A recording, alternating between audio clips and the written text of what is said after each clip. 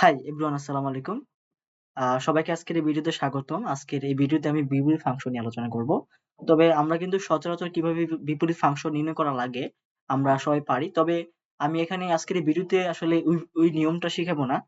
কিভাবে বের করা লাগে। আমি আসলে কিভাবে শর্টকাটলি খুব অল্প সময়ের মধ্যে বের করা যায়, আমি এইগুলো নিয়ে আলোচনা করব। এই বিপরীত ফাংশন এক্সামের মধ্যে প্রচুর পরিমাণে আসে। বিশেষ করে এমসিকিউ তে তো আসেই।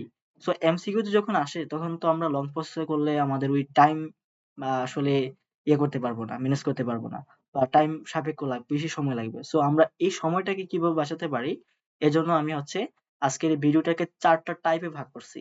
এই ৪ টা টাইপ পারলে তুমি যেকোনো বিপরীত ফাংশন যেকোনো ফাংশন দেওয়া হোক না কেন, তুমি এখান থেকে খুব সহজে খুবই অল্প সময়ে মানে উইথিন 10 সেকেন্ড অর 12 সেকেন্ডের মধ্যে তুমি বের করে ফেলতে পারবা। কোন একটা ফাংশন হচ্ছে f of x। আমাদেরকে বের করতে হবে তার ইনভার্স ফাংশন, বিপরীত ফাংশন মানে f inverse of x। Okay? So মনে রাখবা, যখন f of x এর মধ্যে প্লাস থাকলে ওই পাশে মাইনাস হবে। মানে ইয়ার মধ্যে আরকি, বিপরীত ফাংশনের মধ্যে। মাইনাস থাকলে প্লাস হবে। তারপরে ইনটু মানে মাল্টিপল থাকলে মানে গুণ থাকলে ভাগ হবে। তারপরে ভাগ থাকলে গুণ হবে। রোট যদি থাকে তাহলে পাওয়ার হবে 2, আর পাওয়ার 2 থাকলে রোট হবে। e two the power x যদি থাকে তাহলে ln x হবে।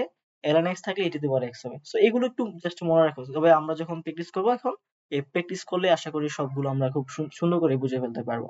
সো চলো আমরা এখন আমাদের টাইপ গুলো দেখি এবং এখানে কয়েকটা প্র্যাকটিস করব। প্র্যাকটিস করলে আমি বিশ্বাস করি তোমার সব একদম ক্লিয়ার হয়ে যাবে। সো চল, লেটস গো। সো টাইপ 1 টা হচ্ছে, যদি f of x যদি এরকম হয় যে ax plus c, এখানে c হচ্ছে কনস্ট্যান্ট, একটা ধ্রুবক। ওকে? তাহলে আমাদের যে ইনভার্স ফাংশনটা হবে, এখানে এই যে প্লাস c ছিল এটা হবে মাইনাস c। ওকে? আর এই যে a আছে x এর সাথে, x টা কিন্তু আমি লিখবো এখানে, সমস্যা নাই। আর a কিন্তু গুণ আছে, এজন্য এটা হবে ডিভাইড হয়ে যাবে, ডিভাইড বাই a হবে। সো এরকম হবে, ঠিক আছে? তাহলে এখানে একটু খেয়াল করো, এখানে f of x দেওয়া আছে 4x minus 9।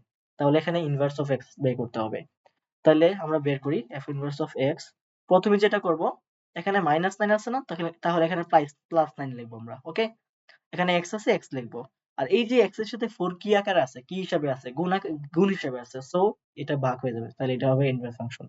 এই যে ম্যাথটা, এখন যদি আমি মূল নির্ণয় করতে যেতাম তাহলে কিন্তু আমার অনেক সময় লাগতো। বাট এখন কি মাত্র কয়েক সেকেন্ডের মধ্যে আমরা করে ফেলতে পারছি। সো নেক্সট একটু খেয়াল করো আবার। এরপরটা কি ভাই, ইনভার্স অফ x তো। তাহলে এখানে এই যে প্লাস 1 আছে এটা মাইনাস 1 হয়ে গেছে। এখানে x আছে, x বসাই। এখানে 2 কিন্তু গুণ হিসাবে আছে, জন্য ডিভাইড বাই 2 হবে সবটার বিরুদ্ধে। এই যে ইনভার্স ফাংশন হয়ে গেছে। কত ইজি। নেক্সট আরেকটা কথা বলি, যে f of x এর যে ইনভার্স ফাংশনটা হচ্ছে তোমার এটা। ঠিক আছে? তাহলে f ইনভার্স অফ x এর ফাংশন এটা মানে কোন একটা ফাংশনের বিপরীত ফাংশন যেটা আছে, ওইটার বিপরীত ফাংশন আবার ওই ফাংশনটাই চলে আসে। অর্থাৎ কি? যদি মানে এই যে f of x এটার ইনভার্স ফাংশন অর্থাৎ বিপরীত ফাংশন হচ্ছে f ইনভার্স of x। আবার এইটাকে যদি আমরা বিপরীত ফাংশন করি তাহলে আমরা এটা পাবো। ঠিক আছে? তাহলে এটা থেকে যদি আমরা এটা পাই তাহলে এটা থেকে আমরা এটা পাবো। সো এগুলো সবসময় মানবে। তাহলে একটু খেয়াল করো। এখানে এটা থেকে যখন আমরা এটা নিব, ধরো একটা ফাংশন হিসেবে এটাই আছে। তাহলে আমাদের ধরো এরকম আছে যে f of x equal to x minus c divide by, তাইলে f of inverse of x বের করতে হবে আমাদেরকে। তাইলে আমরা কি করব খেয়াল করো। তাইলে আমরা কি করতে পারি একটু খেয়াল করো। এখানে মাইনাস c আছে, এটা প্লাস c লিখবা। ওকে? ভালো কথা।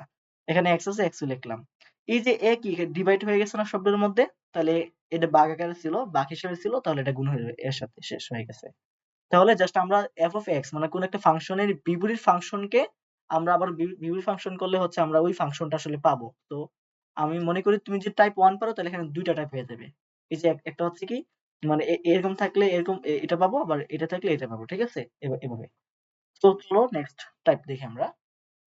সো যদি এখানে f of x টা এরকম হয় যে ax plus b divide by cx plus d থাকে, তাহলে এখানে খেয়াল করো, তোমার এই যে ফাংশনটা আছে মানে এই যে এটা, এটা এবং এটা কোনো চেঞ্জ হবে না। এটা এবং এটা কোনো চেঞ্জ হবে না। ঠিক আছে? আর এই যে এখানে a আছে না? এই এটা হবে প্লাস, এখানে যেই চিহ্নগুলো আছে এই পাশে এসে তার চিহ্ন পরিবর্তন হয়ে যাবে। নিচে এসে চিহ্ন চেঞ্জ হয়ে যাবে। অর্থাৎ কি? এই ২ টাকে আসলে আমরা এক্সচেঞ্জ করতেছি। আর এক্সচেঞ্জ তো করতেছি, জাস্ট এখানে আমরা কি করতেছি, বাট চিহ্নটা পরিবর্তন করতেছি। এখানে d আছিল, এখানে মাইনাস d হয়ে যাবে। এখানে a ছিল, এখানে মাইনাস a হয়ে গেছে। ঠিক আছে? জাস্ট আমরা এক্সচেঞ্জ করতেছি, তবে চিহ্নটা চেঞ্জ করতেছি। ঠিক আছে? আর এখানে কি হইতেছে, বাকি ২ টা তো সেম থাকতেছে, কোনো পরিবর্তন হবে না। এবার চলো আমরা এটা খুব সহজে করতে পারি। এখানে দাও কি f ইনভার্স অফ x বের করতে হবে। তাইলে এই যে ওইটার মতো হইছে। তো প্রথমে কি করব, এই যে -2 আছে এবং এই যে 2x আছে, এটার কোনো চেঞ্জ হবে না। যেভাবে আছে এভাবে থাকবে। ঠিক আছে?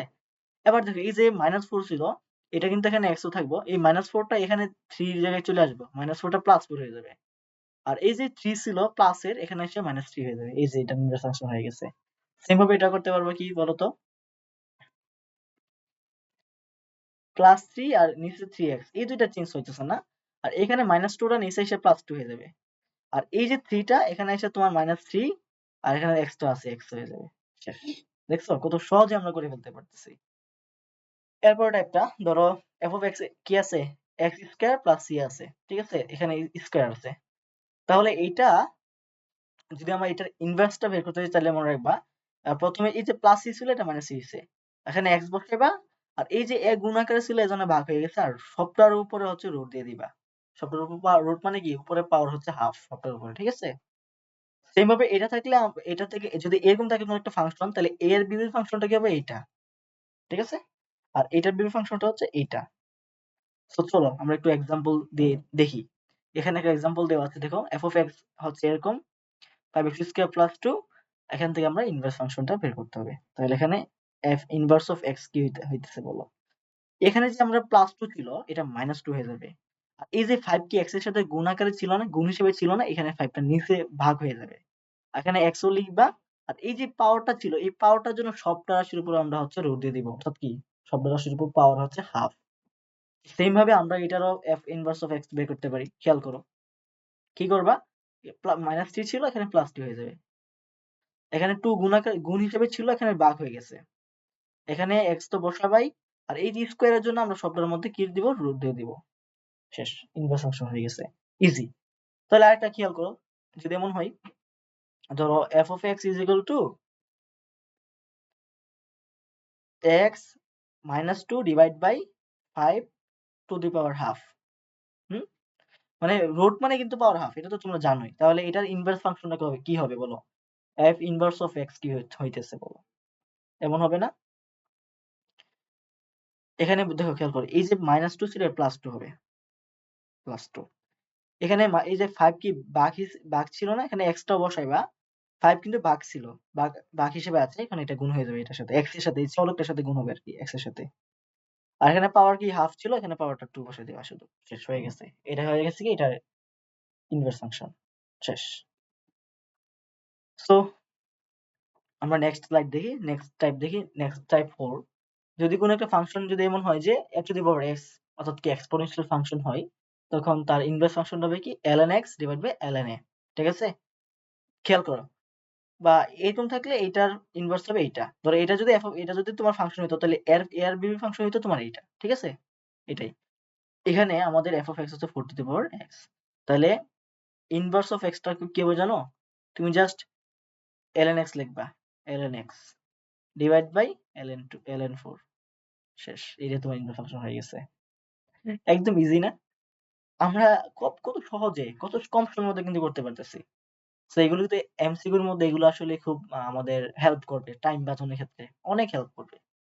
আচ্ছা এরপরটা খেয়াল করি আমরা যে এখানে f of x দেওয়া আছে 2 to the power x minus 1 divided by 3 তাহলে এটা যদি একটু কাহিনী আছে এখানে আমরা দেখো কিভাবে করি। প্রথমে খেয়াল করো। প্রথমে এখানে ln দিবা।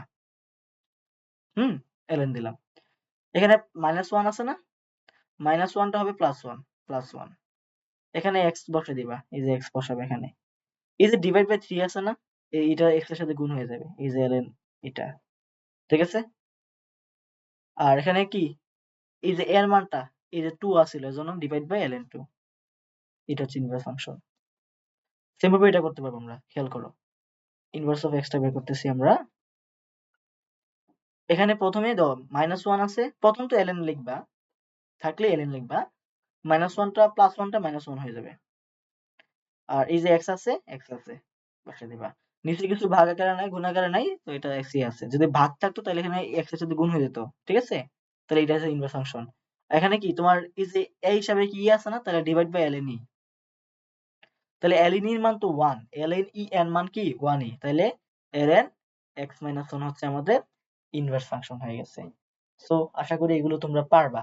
যেমন হচ্ছে e two the power x এর ইনভার্স ফাংশন ln x কেন খেয়াল করো এটা কি এটা হচ্ছে এক্সপোনেনশিয়াল ফাংশন অলওয়েজ মনে রাখবা একটা এক্সপোনেনশিয়াল ফাংশনের বিপরীত ফাংশন হচ্ছে একটা লগারিদমিক ফাংশন হয় সেম ভাবে লগারিদমিক ফাংশনের বিপরীত ফাংশন হবে তোমার একটা এক্সপোনেনশিয়াল ফাংশন ঠিক আছে যেমন এটাকে আমরা কিভাবে পাশে পেয়েছি দেখো একটু এইটাকে আমরা কিভাবে পেয়েছি খেয়াল করি একটু। এখানে f of x কি ছিল? ধরো e to the power x ছিল। তাহলে আমাদের শর্টকাট কি ছিল? ইনভার্স অফ x কি হবে? প্রথম ln x হইলো, তারপরে কি এই যে a হিসাবে এখানে ই আছে, তাহলে ln ই আছে। তাহলে ln এর মান তো 1, তাহলে ln x আসছে। সেম ভাবে ln x থেকে আমরা ওইটা পাবো। বুঝতে পারছো? সো আই হোপ তোমরা বুঝতে পারবা। আর এই ক্লাসটা করলে আমি বিশ্বাস করি তোমরা এ টু জেড ফাংশনে যে কোনো অঙ্ক আসুক না কেন খুব শর্টকাটে কিন্তু করে ফেলতে পারবা এবং খুব কম সময়ে। সো আমি বিশ্বাস করি এইটা তোমার এক্সামের জন্য অনেক উপকারী হবে এবং অনেক হেল্পফুল হয়েছে। সো সবাইকে অনেক ধন্যবাদ দেখার জন্য। আর অবশ্যই আমার চ্যানেলটাকে সাবস্ক্রাইব করে রাখবা এবং তোমাদের ফ্রেন্ডদের মধ্যে হচ্ছে শেয়ার করে দিবা যাতে তারাও শিখতে পারে। তো সবাইকে অসংখ্য ধন্যবাদ। Good bye. আসসালামু আলাইকুম।